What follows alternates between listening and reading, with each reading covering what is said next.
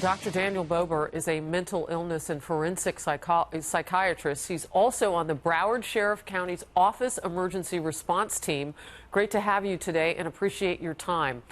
You have something in the state of Florida called the Baker Act. And it allows, well, you tell me what it allows, because it is different from what other states have. How does it work? The Baker Act is an involuntary commitment up to 72 hours that allows you to force someone into treatment if they are a danger to themselves, a danger to others, or gravely disabled and unable to provide for their basic needs. Does that help in an instance where you have a teenager who's not allowed back on his high school campus with a backpack? Not necessarily. A teenager coming onto a high school campus, if he's not supposed to be there, he might be arrested for trespassing. But if he's not making a specific threat to himself or to other people, then there's very little you can do to take him involuntarily to a hospital. Dr. Bober, in which instances has the Baker Act or anything else that you might utilize in Florida made a difference? You know, it's really only a short-term solution. We can only hold people for a certain amount of time, which is up to 72 hours. It's always a struggle. It's always a balance between individual civil liberties and public safety. We can't just go taking people to the hospital against their will because they post something on social media. There needs to be very specific threats. Otherwise, the system could be abused and people could be put away for virtually anything. Yeah, and that's the critics and the people who really don't like the idea of others being able to make the decisions about our health, whether it's mental or otherwise. That's what they say.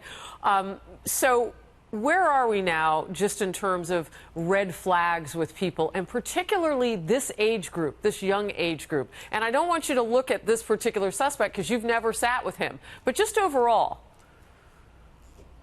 You know something, it's very, very difficult to predict these things. The majority of people with mental illness will never be violent. Only 4% of firearm homicides are committed by people with mental illness. The majority of gun owners are not violent. This is the perfect storm, and sometimes these factors come together to create a situation where if one person is determined to do harm to other people, then he will do it, and there is nothing you can do. The message to the parents of America are that when your child is putting you through so much that you can't stand to be around them and you don't even know what to do with yourself, that is when they need you the most, and that's when you need to step up to the plate. Wow. And you know, as we learn about this particular young man, maybe not having that, his mother passed away in November of the flu or some other illness, respiratory illness, we're learning.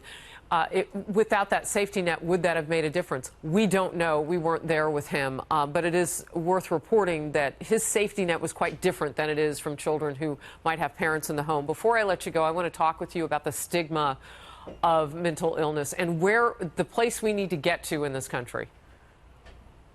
There is a tremendous stigma against mental illness. The bottom line is that when someone tells you they're depressed, or when someone tells you that they have anxiety, you don't look at them the same way as then if they tell you they have diabetes or heart disease.